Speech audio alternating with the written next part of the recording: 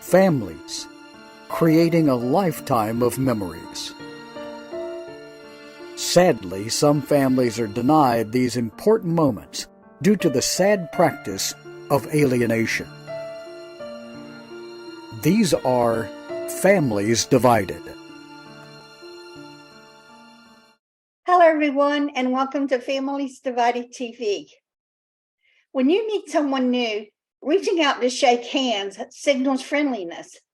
Handshakes convey that you are a safe person to connect with. Similarly, certain words at the start of sentences signal cooperation. In sensitive conversations, which could turn into fights, or when discussing potentially provocative issues, these words launch what you would want to say in a way that you would feel safe to listen to. You also want to prevent arguments, or in adversarial situations, switch to collaborative talking. With these powerfully effective sentence starters tonight, there's 6 of them, and Dr. Susan Heitler is our guest, and she's going to be sharing these with you. And they're going to be really important for you, especially going through what you're going through, many of us, and in helping you to deal with it in the proper way. We're also going to be hearing from Lisa Rothfuss. She's going to be one of our presenters at our upcoming October Fall Conference entitled Alienation, the Truth Regarding the Trauma and the Abuse. This is going to be a powerful conference. I can't emphasize that enough. We have 11 great presenters from all over the world who really understand alienation and are going to be speaking to both professionals and alienated family members in this conference. It's a 2.5-day event, so now's a good time to take advantage of this. Many have already registered, and we're really getting excited. We've got so many special things planned, so please register and join us. The info is listed at familyaccess.info, and if you have any questions, just contact me. We're going to be getting back with you with Dr. Susan Heitler and Lisa Rothfuss right after these messages.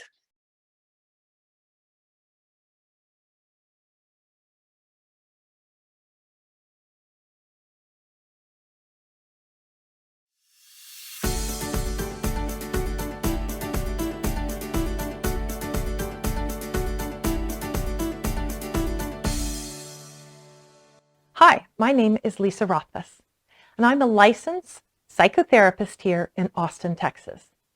I have over 36 years of experience working with parents, children, and families, and I specialize in reunification therapy and treating issues of alienation and estrangement in high-conflict families. In my practice, I treat families struggling with mild, moderate to severe alienation, and I even offer a 4-day reunification intense intervention for families suffering from severe alienation. I worked for 9 years in the Texas family court system as a guardian ad litem and a parent coordinator, or a co-parent counselor, and a court-appointed reunification therapist. And I offer various YouTube videos, workshops, and trainings on reunification and the treatment of alienation. But today, I want to talk with you about an issue that I feel affects the majority of people I work with in my practice, and that is the issue of trauma. Next year, in October 2023, at the Family Access International Conference, we will be focusing on the truth about the impact of trauma on parents and grandparents who've been alienated from their children and their grandchildren. I have seen firsthand in my practice how alienation can cause parents to feel desperate, angry, and traumatized, not just by the rejection of their child, but also by the court system, which they often feel has failed them, and the long-term financial impact of maintaining a legal fight to keep a connection to their child. A common myth about trauma is that you only experience it after a life-threatening event. In fact, trauma is defined in the Diagnostic and Statistical Manual as actual or threatened death or harm.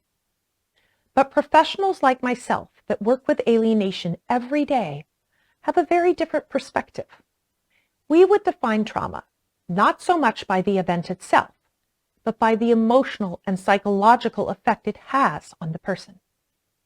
Parents experiencing alienation are often anxious, agitated, angry, afraid, and grieving, trying to manage a life event that is ongoing and causing them significant emotional and psychological distress.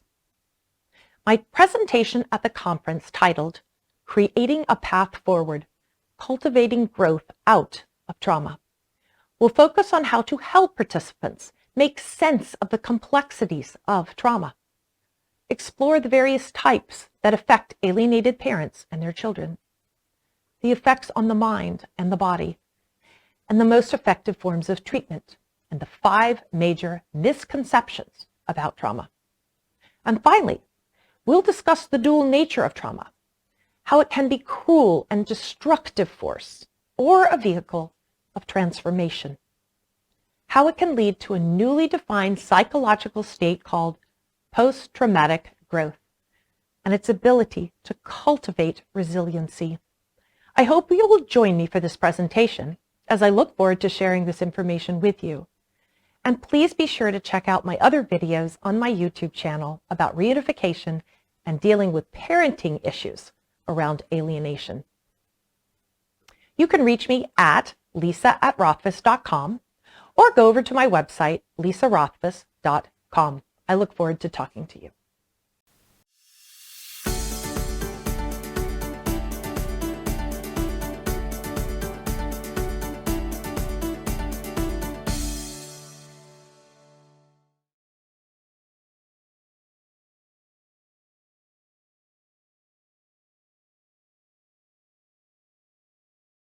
Divorce and co-parenting are a major life interruption for families, especially the kids, but also for parents and grandparents. And it's even worse in blame-filled, high-conflict cases. When parents engage in alienation by turning the kids against the other parent or grandparents, kids suffer. They're denied the opportunity to build the 4 big skills necessary for future resilience. New Ways for Families online class can help. Parents learn to use our popular BIF and EAR skills to calm the conflict and stop the hostile emails and texts. And we even have a class for kids and parents to learn together. Research shows a 75% improvement in joint parental decision-making after this course is taken, plus overall improvements for kids' well-being. Don't wait to make this affordable investment in your children's future and improve your well-being too. Start learning new ways for your family today at conflictplaybook.com.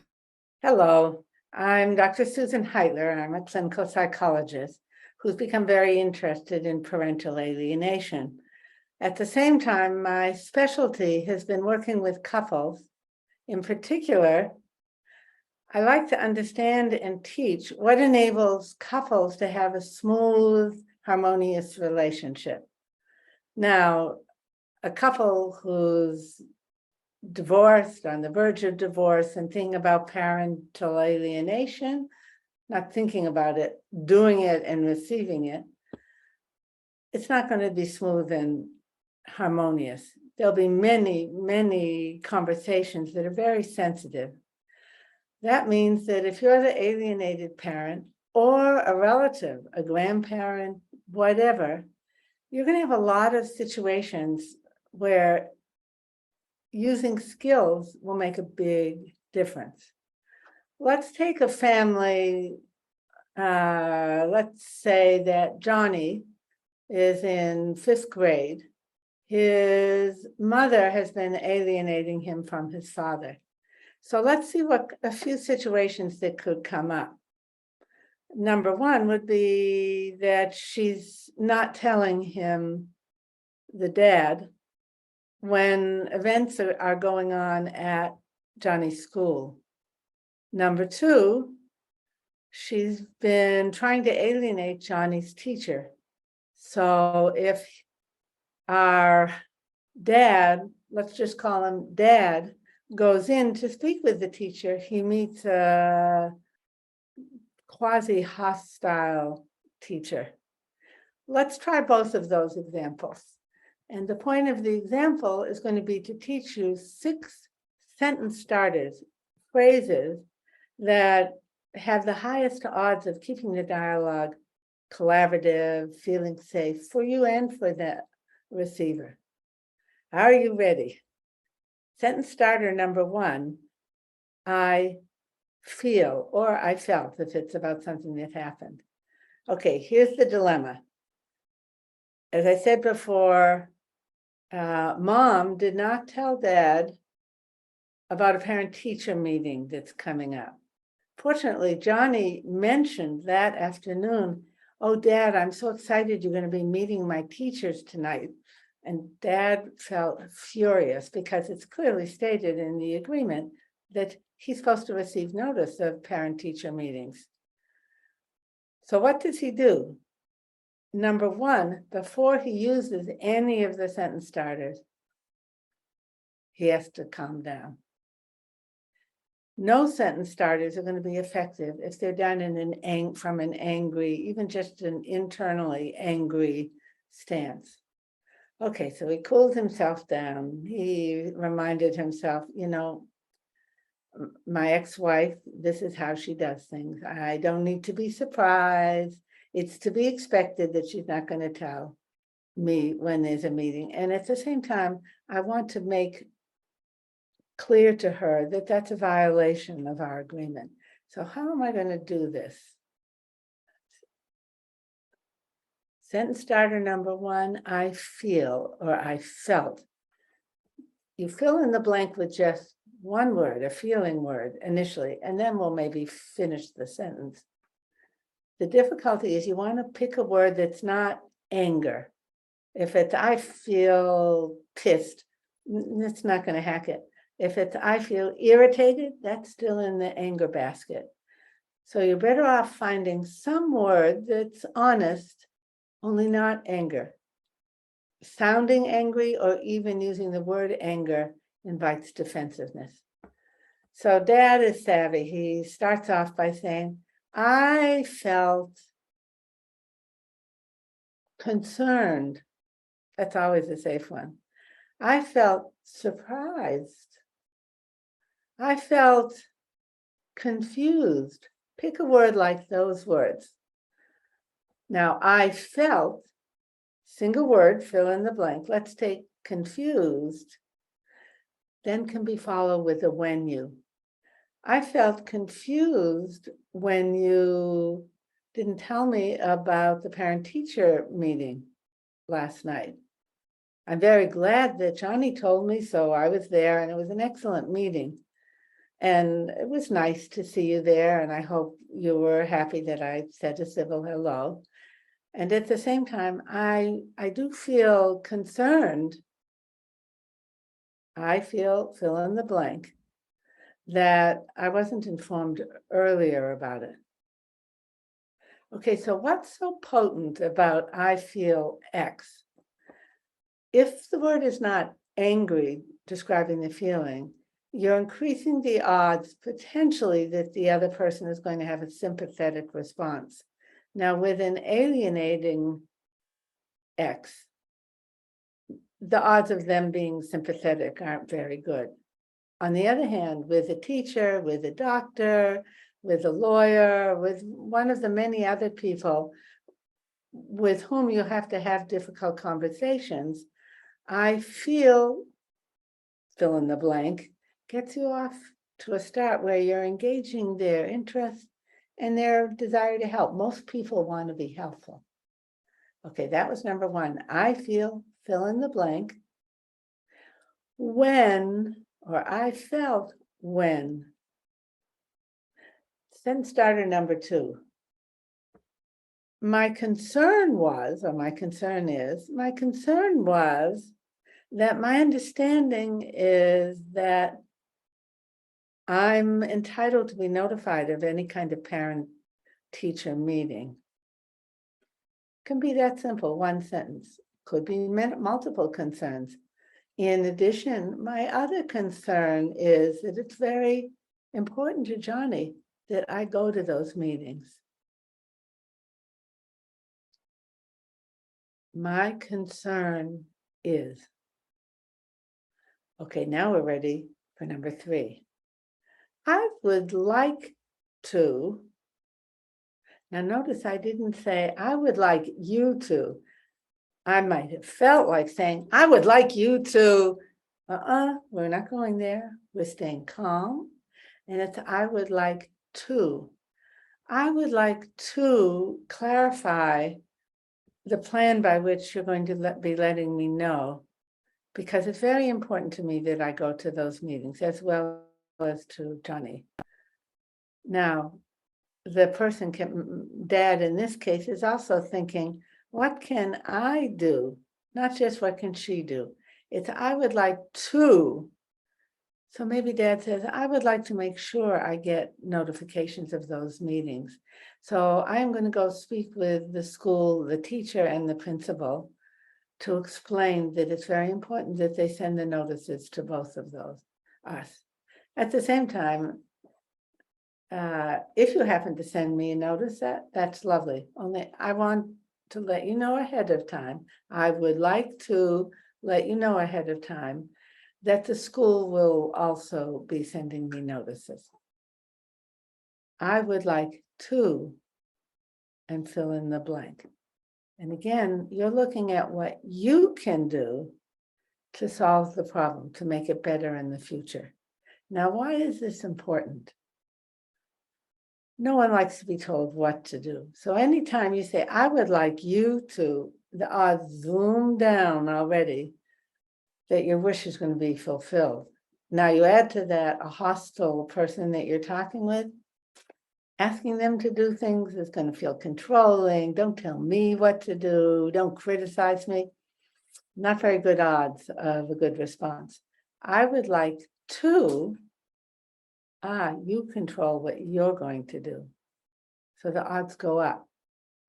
That sentence starter gets you thinking about what you can do differently. I would like to. In fact, I would like to go and speak with the principal and get the schedule for the year of when there's going to be parent-teacher meetings, so I'll know in the future. And if you want to also remind me, that would be so lovely. And I would like to be sure I'm not dependent on that. I would like to. Okay, let's review so far the first 3.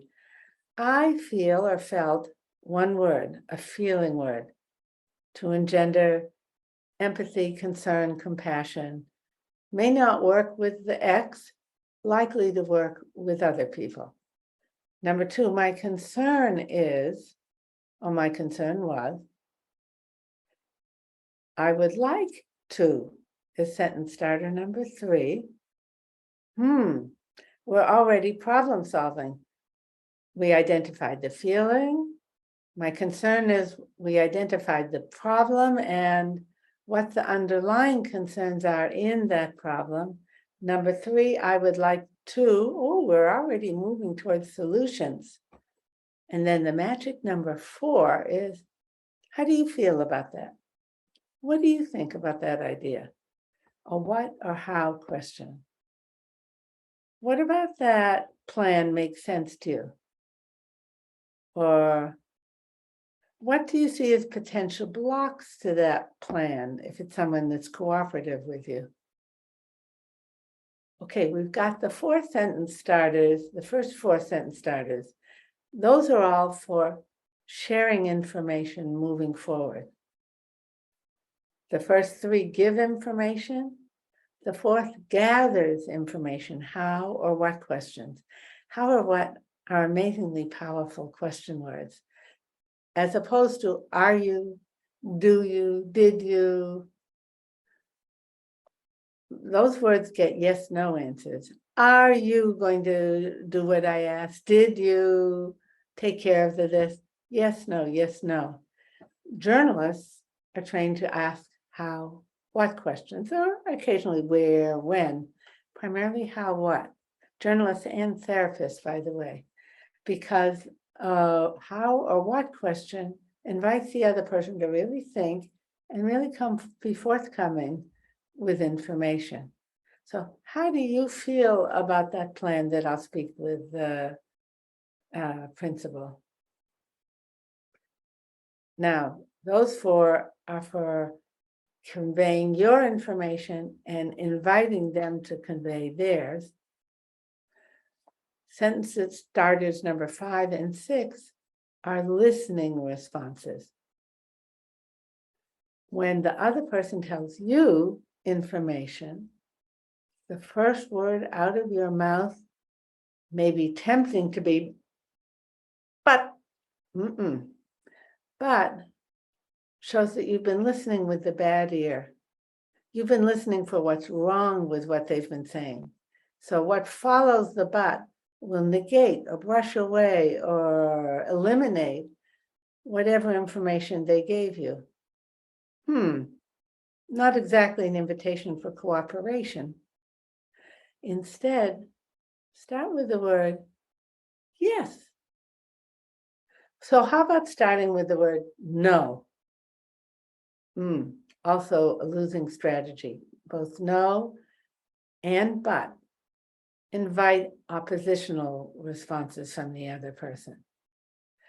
Instead, whatever they say, make a habit of listening with your good ear for something you can agree with. There'll be something there. Start with the word yes. Yes gets followed by becoming specific. I agree that. So say the ex-wife says, well, you don't need me to tell you about these meetings. You're not interested anyways in going to parent-teacher meetings. You hate those. Not true. So he's going to have to really struggle to think. While he's struggling, he starts with yes. And he's got that gives him time. He's buying time to figure out what can he agree with. Oh, Dad comes out with, yes, there was a time when I didn't like going to those kinds of meetings. You're totally correct about that. Sentence starter number 6. And, or better yet, and at the same time. So what does and do that's so different from but? But is a subtraction sign, take away. And is an addition signal. Now, you may think the person you're talking with is not a great mathematician and they don't think about addition and subtraction. They don't think about it necessarily. Their gut knows. We all in our gut know whether what we said is being taken as good information and going to be used as part of the ongoing discussion, or whether it's being subtracted away. If you say, but, you're not going to have a happy camper that you're dialoguing with. If you say, and, or better yet, and at the same time. So Dad says, yes, you're right. Well, that's a good phrase too. You're right. I agree. I appreciate that you knew me well back then, and I sure was not the kind of dad that used to like going to these kinds of events. And at the same time, this sentence starter number 6, and at the same time, it's different for me now that we're divorced and I'm essentially a single parent, as are you. Now I really want to go to those meetings. That's 1, 2, 3, 4, 5, and 6. 1, 2, 3, 4. See if you can say them. I feel, number 1. Number 2, my concern is. Number 3, remember number 3? You're on to building solutions. I would like to. And then number 4 is when you get feedback from them. How do you feel about that plan? What are you thinking about it? How and what questions? Okay. And every time the person you're talking with says something, your response is going to be a 5. Yes, I agree, or I can see that. Some statement where you're agreeing, picking, and this you can only do, I'm repeating now, you can only do this if you're listening with the good ear for what makes sense in what you're hearing, what you can agree with, not with the ear that is combative or doesn't trust the other person, is looking to poke holes in it, that one is going to destroy the connection and make it impossible for you to get what you want, which is what this is about, to get a solution, a plan of action that's going to work for you. Okay, so we've got, I'm going to keep repeating these so that you learn them. I feel, fill in the blank with a feeling that's not anger. Number 2, my concern is, and you actually look inside to put out on the table what's important to you about what went on. Number 3, the solution for the future. This is not a rehashing of what went wrong back there. This is solution building for the future. No one can change the past. What you want is to use the past as a learning opportunity. So I would like to, and again, it's what I'm going to do. It's not I want you to. And number 4, how do you feel about that? Whoops, I don't feel very good about the fly that just flew into my hair. Little distraction. 5 and 6 are the listening responses. Yes, I agree.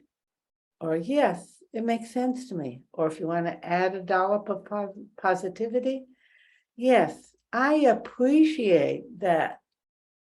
And then you pick up on the specifics of what the other person said, maybe even add to it. I appreciate that in the past, you read me correctly, that I didn't like going to those parent-teacher meetings. In fact, I would just go to sleep on the couch rather than go with you. So I'm adding to their perspective. Then they feel really heard.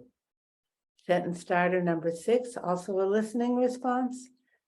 And at the same time, from number 6, you circle back to the beginning. And at the same time, now I could do a number 1. I feel differently. I could do a number 2. At the same time, now, my concern is that it's very important for me to stay connected with the teachers and to be able to tell Johnny what the teachers said. That's my concern is. Or maybe you would just circle back to number 3. Yes, and at the same time, now I would like to make sure that I get on my calendar as soon as possible when those meetings are. You may want to add a 4, how or what, or maybe that may be it. Okay, that was an example, a made-up example of a conversation that could be difficult with someone who's chronically oppositional with you, like the other ex-spouse in an alienation situation. Let's take a different situation. This time, let's take a situation with, what was I suggesting before? With a teacher. And the teacher comes into your parent-teacher meeting with a negative attitude. You sense the tension. Sentence number 1. I feel concerned about the tone of our conversation right now. My concern is that I'd really like to do what's best for Johnny, and I would like to have a really nice relationship with you so I can do my part to make sure Johnny's doing really well in your classroom. That was my concern is. Number 3, I would like to ask you what that irritation, I think I hear irritation in your voice, or what's going on for you right now. Now that may be too personal to ask a teacher.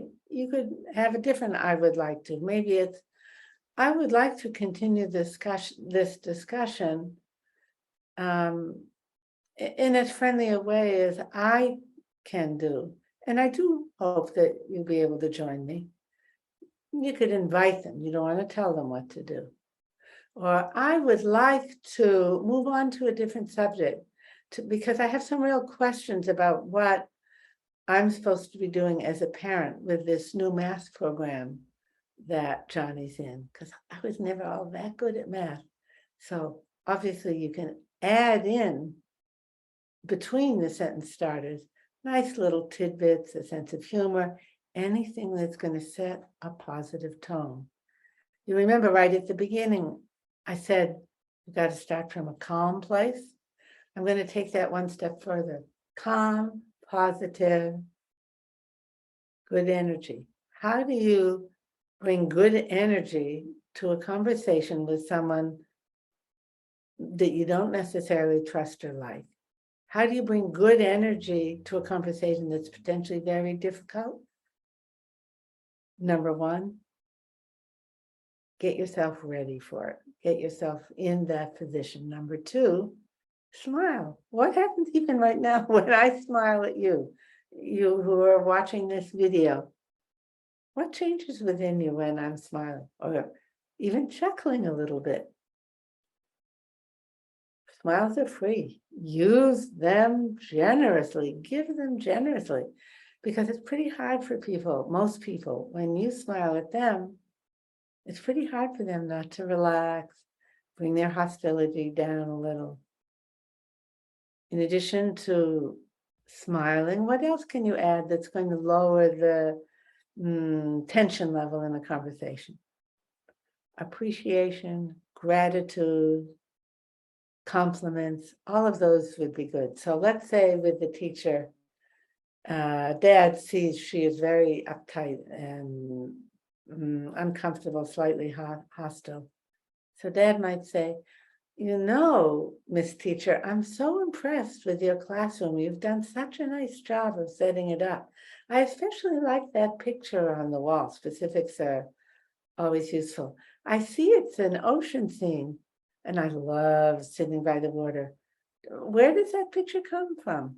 So if you engage them in some kind of positive, upbeat conversation, if you appreciate, if you show acceptance, a lot of A words, appreciation, acceptance, acknowledgement, that helps people relax, greasing the wheels of a difficult conversation.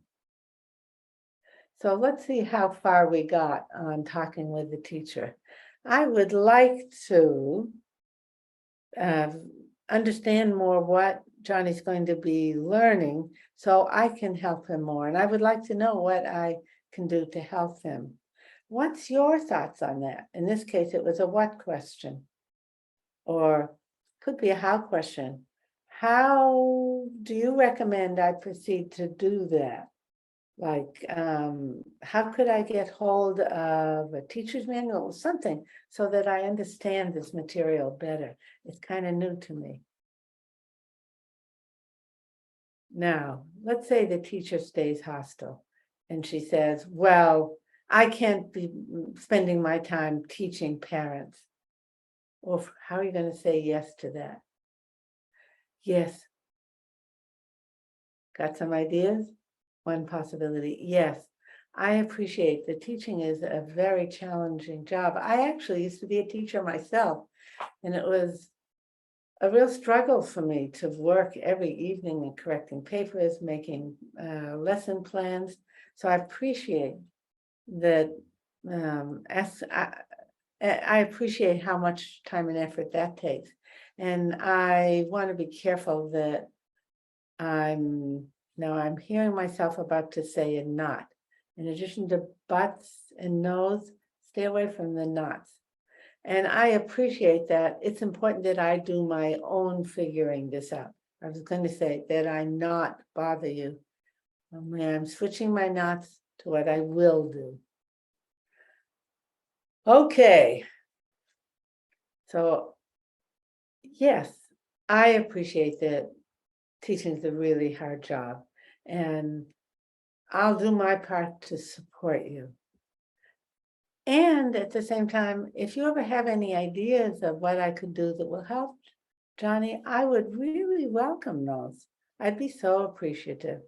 And in the meantime, I just wanted to tell you thank you for being his teacher. I think it's wonderful that the school and you as a teacher are teaching this kind of math at such a young age. So special. Thank you. Okay, what did you learn from that? Number 1, tone. Number 2, 3, and 4, 5, 6, 7, 8, 9, 10, tone. Feed positive energy, stay relaxed.